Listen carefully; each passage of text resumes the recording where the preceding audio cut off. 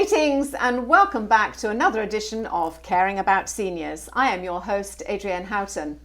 Now, each week we sit down with Oasis Senior Advisors Jacksonville and we discuss all aspects of senior living.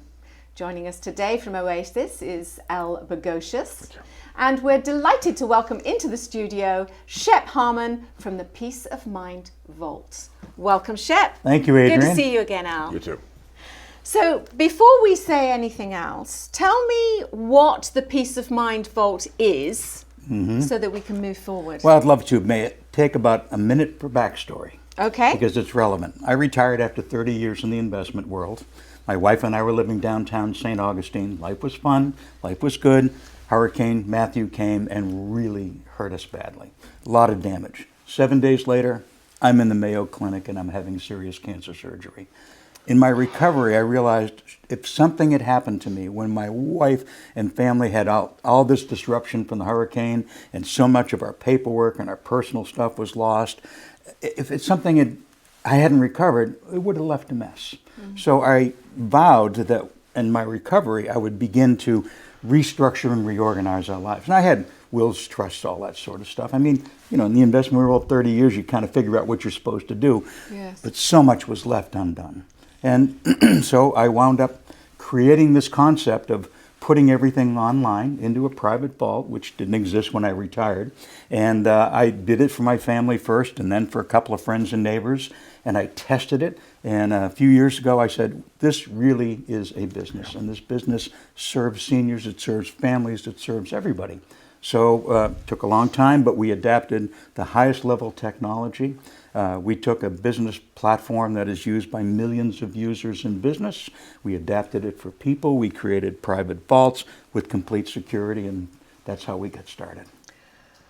I mean, there's a lot that's involved in people feeling comfortable with placing all their information into an online source. Correct. How do you get over the worry about being hacked, being stolen? Because even banks have problems. Oh, absolutely, like that. they do. Yeah. And there's actually two levels to the question. And the first level is you kind of do a little history. And you go back 15 years when the cloud first appeared, and every major business in the United States and the world basically said, I'm not putting my business information out in the cloud. But everybody did. Why? Because they trusted the security and they got to understand it and they realized it's better for everybody. Now, when it comes to people, when it comes to getting your data hacked, I mean, my wife's data was hacked out of the IRS. It can happen anywhere. Well, how do these things happen? It's because almost every enterprise, whether it's a bank, whether it's the government, they take all of the individual's people and they put it into one big vault, let's say. And all you need is to have one person's password who's an admin stolen, and they can backdoor their way into that vault and steal all that information. Wow. In our case, each customer has their own private vault, their own private cloud, actually. And there are multiple levels of security. The only way somebody can get into your personal cloud is as if they get your personal password. They can't hack their way in. Nobody else can hack their way in through the back door. Nobody in our company can get this information because we can't access your data.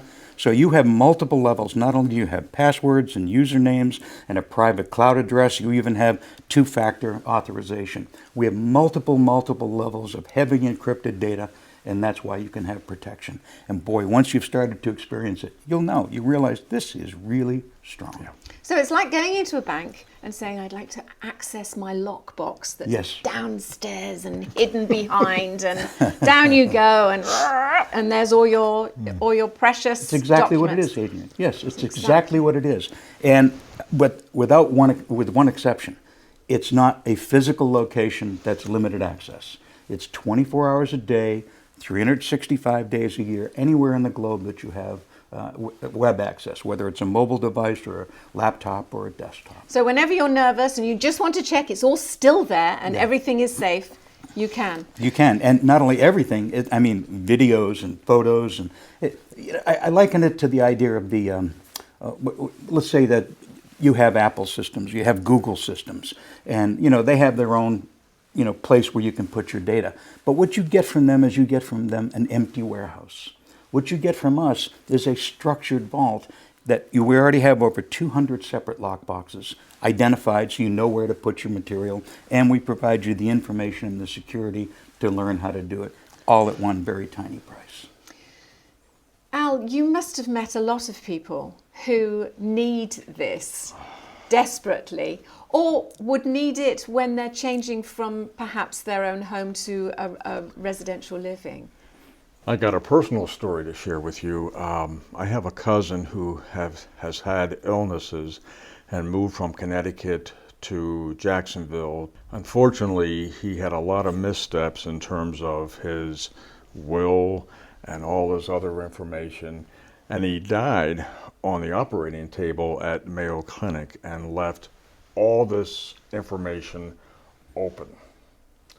So if somebody, and most of us are tech savvy, most of my seniors are tech savvy, there's no reason why they can't do this. I can't tell you how many friend requests I get from people who are dead on Facebook. Yeah, right. Their identity gets stolen, and that gets circulated around, and it's a heartbreaker for families. Yeah. It's as if you go to a funeral, somebody knows your address, and you come home, and everything is gone. And that's the value that SHEP brings to this community and the entire community. And I want to throw up something, not to be funny, but to be realistic. And this is a sign that says "Old Guys Rule," and there's three letters I want you to think of. KFC, Kentucky Fried Chicken. Colonel Sanders didn't start his company until he was 65 years old. Okay. I see where this is going. SHEP Okay. is 75. Okay, let's get it over with, and there you have it. SHEP all right? is 75, and what he's doing, he's bringing this wonderful tool to the world.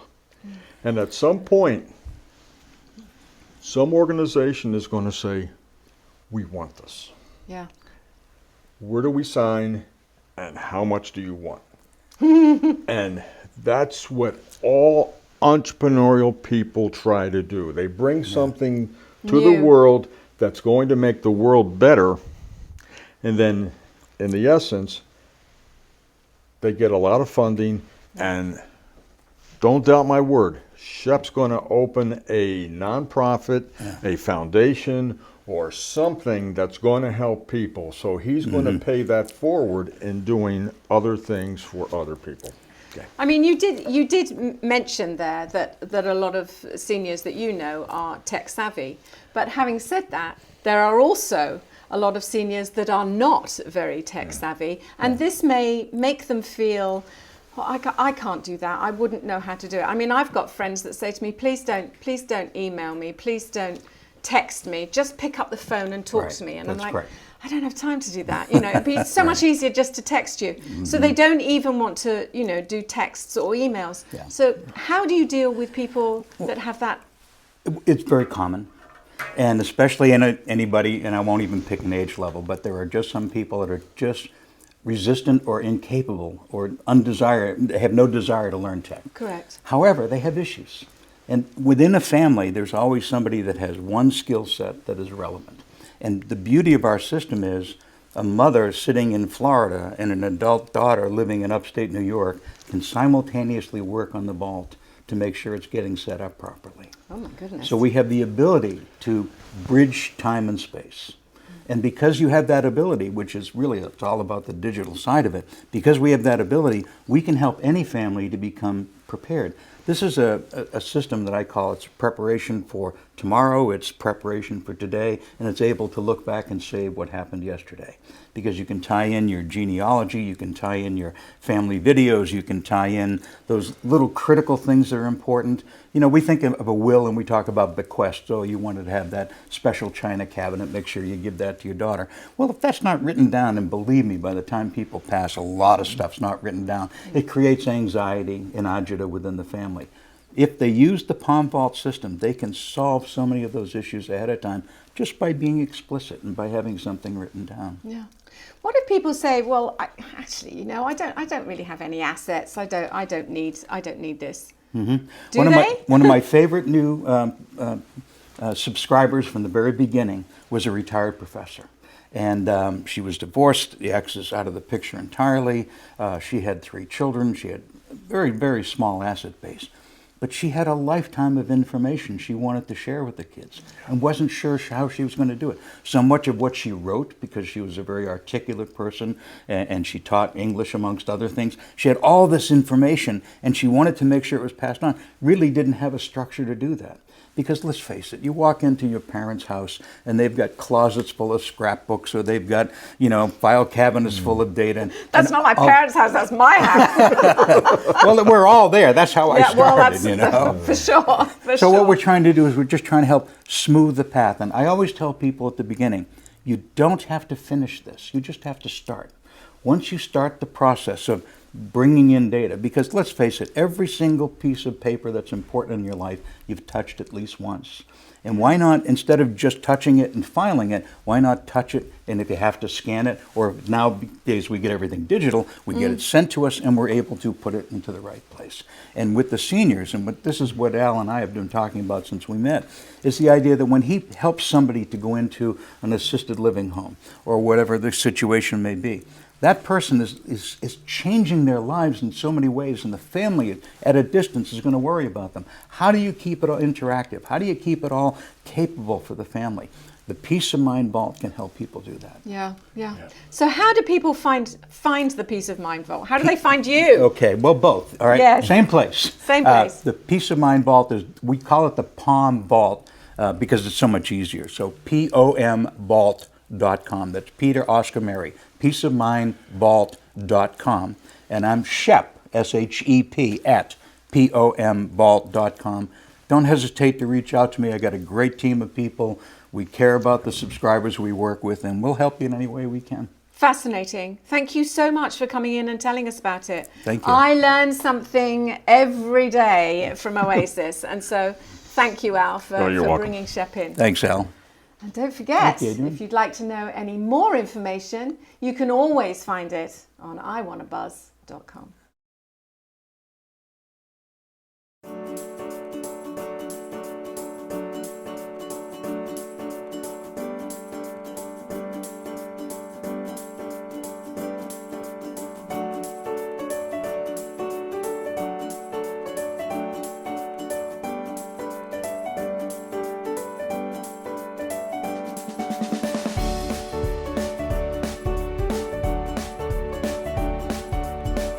Greetings and welcome to another edition of Caring About Seniors. I am your host, Adrienne Houghton.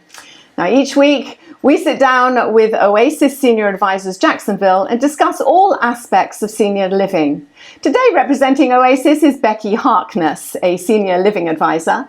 And joining us as guest is Dr. Bobby Mannell from the Memory Treatment Centers of Jacksonville. Welcome. Hey, Adrienne. Thanks for having me. Absolute delight.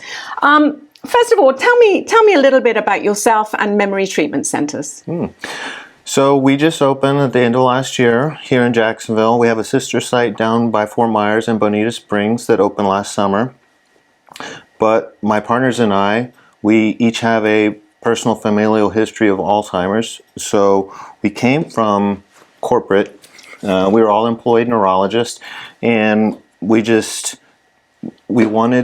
saw patients that were not being treated correctly, unfortunately, in the memory realm.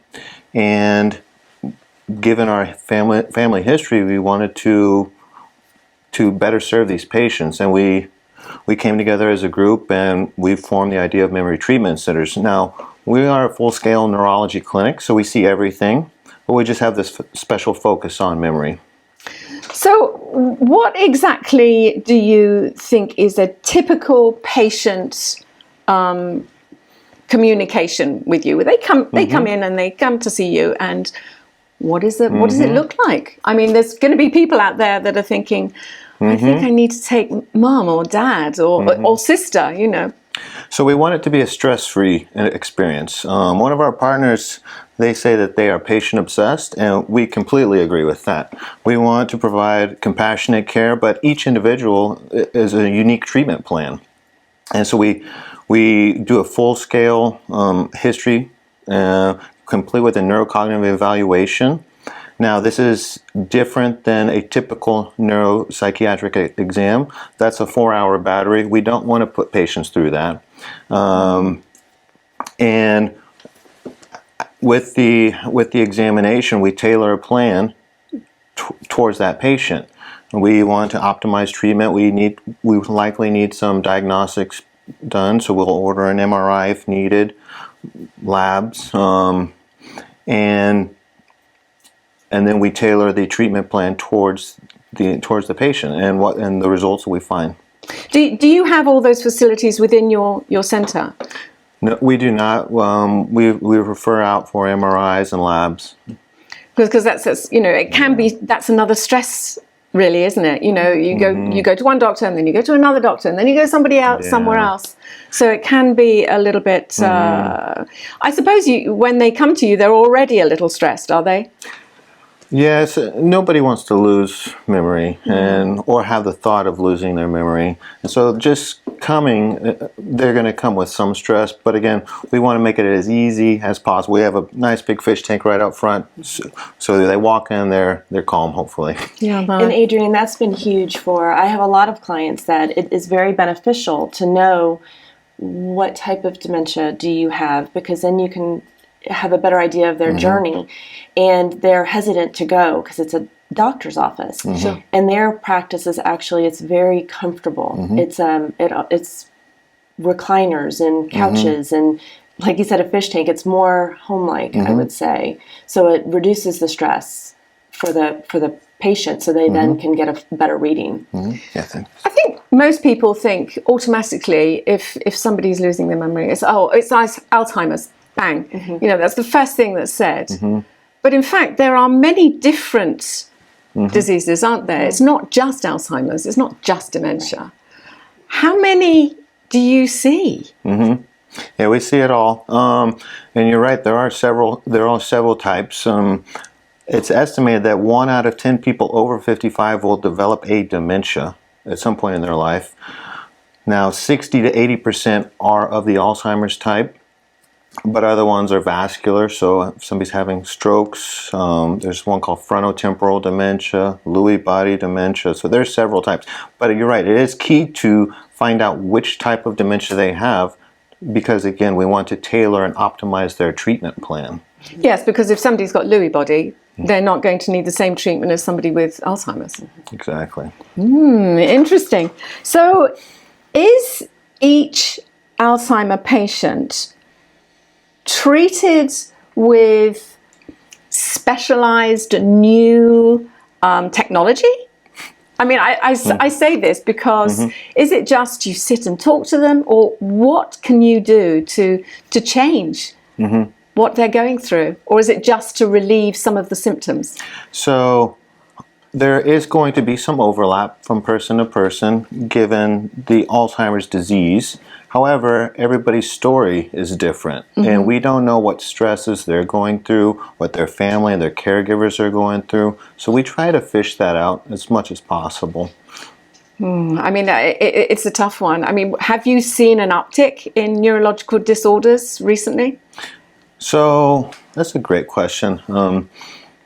I don't know if necessarily there's more of an uptick, but more of a personal want to know. So patients are becoming more proactive in their health, and therefore we are discovering things that maybe we wouldn't have seen if they did not want to get checked out. Also, though, people are living longer, so just on that basis alone, there will be more Alzheimer's patients. Yeah, of course. Becky, have you noticed a difference? Yes, and I do agree completely, especially with the new Alzheimer's drug that's out. The early detection is so key that I think that people are learning more of what they have and what's going on. They're more aware. And I also think it's not as stigmatized as it used to be. It's more, people want to know the information. and treatment. And we say treatment, but is it a management, or can any of this be reversed? There's some controversy in that. A big portion is management, but she's right. Early detection is key. With these new medications that came out, so Alzheimer's, there are two main proteins. One is called amyloid, and one's called tau. And the class of medications that just came out last June are anti-amyloid monoclonals. Now, monoclonal is a hot topic because we hear about monoclonals with COVID, but they've been around for a long time. Now, these medications, this class, the anti-amyloid class, they bind to amyloid proteins in the brain and they recycle them. So this has been proven for several years. Now, this medication that came out last year, aducanumab, it was the first one that showed clinical benefit. So what we mean by that is a person who received the medication versus a person who did not, they declined slower. So it did not completely halt it. It's not a cure, but it preserves cognitive and function, and you're able to perform your activities of daily living. And it also it slowed down the need to go to an assisted living facility. So these medications are clearly groundbreaking. It was the first one. There are probably two more that are coming out this year. But in the future, in the next couple of years, there are going to be anti-tau medications as well. So it's going to be a multi-pronged attack. We're going to likely give some patients anti-tau medications, some patient anti-amyloid, but some patients will receive both. It's just going to depend on the patient and what we call biomarkers. What do they have on their evaluation? And so we're on the precipice. This is groundbreaking. Exactly. So you say that it's really important to be diagnosed as soon as possible. What are some things that people should be looking out for? Because obviously there could be a couple that are living together and they're quite happy in their own environment, and they know each other's quirks, as it were. But then what should you be looking for to say, maybe this should be looked into a little further? Well, it's hard to say too. Some people will come in. We've had people that are completely normal, but their mom had Alzheimer's and they just want to get checked out because there are some genetic components of Alzheimer's. Now, if in your example, if the person is having trouble communicating, just forgetting where the grocery list is, little things. It's better to come in, find out if something is going on, or is this just the normal aging process, or was I just stressed that day? A lot of things can do it, so I can't say the one thing for one person is going to... Right. No, it's like, if you're always losing the keys, or if those keys are in the refrigerator, perhaps, Oh, they should come in. Perhaps not. I mean, I remember putting my keys in the refrigerator, but I think it just went in with the butter. I have no idea. So, are there any tips that you can give us for retaining our memory or keeping alert, perhaps I should say? Yeah, so it's just the healthy lifestyle that we hear about. There is a diet that's been shown to slow cognitive decline. It's called the MIND diet. MIND. It's a mixture of the DASH diet, which is antihypertensive, and the Mediterranean diet. So a healthy diet in moderation, meaning not overeating, which is hard to do. I understand. If it's delicious, yes. Moderation of alcohol consumption. So in the Mediterranean diet, there's red wine, so no gin, no beer. Sorry, he knows me. The gin. I mean, No smoking. There are also some vitamin supplementations that we do recommend: B12, folate, vitamin D. Everybody's vitamin D level is low. Everybody. Why? So we're creatures of inside now. We're not outside. That's the big thing.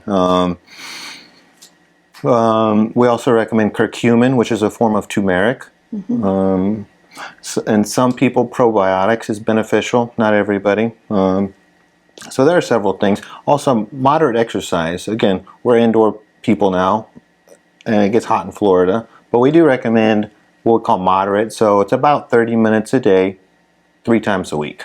Is that, I mean, when you say exercise, we're talking about seniors here, is it to get your heart rate up to a certain level? Say, what, 120 for half an hour? Or is that too much? It's not so much getting it to a certain level, it's just being active, even taking walks around the block. And I mean, just because they've been diagnosed with a neurological disorder doesn't mean to say that they're not going to want to be active, does it? Oh, no. absolutely. We encourage activity. Yeah, that's great.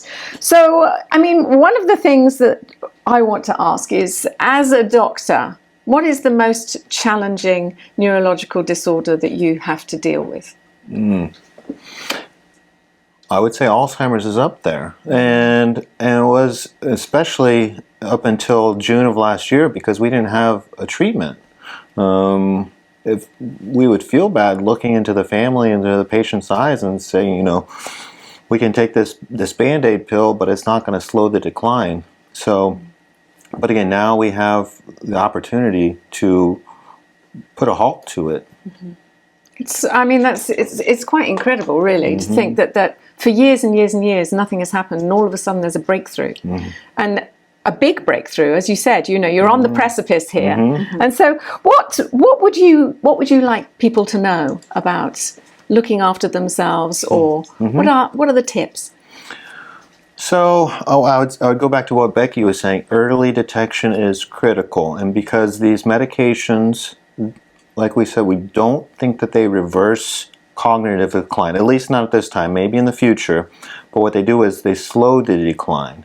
So we want to slow the decline at the beginning rather than at the end. And also, if a person is in the severe range of Alzheimer's, they might not even be a candidate for these medications. So again, early detection is key. Yeah, and it's just knowing what to look for, really. And so keep an eye on those loved ones, huh? Well, thank you so much for coming in. It's been an absolute pleasure talking to you. If people want to know more information about memory treatment centers, how do they find out? We have a website, memorytreatmentcenters.com. Easy to remember. Yeah, very easy to remember. Or just Google it. And we're right over there in the Marsh Landing Business Park area, right on the other side of the Intercoastal. So it's easy to find nice restaurants for lunch while you're over there. Absolutely, absolutely. Dr. Mannell, thank you very much for coming in and talking to us about it. Thank you for having me. And don't forget, if there's any more information that you'd like to know about memory treatment centres, you can always find it at iwannabuzz.com.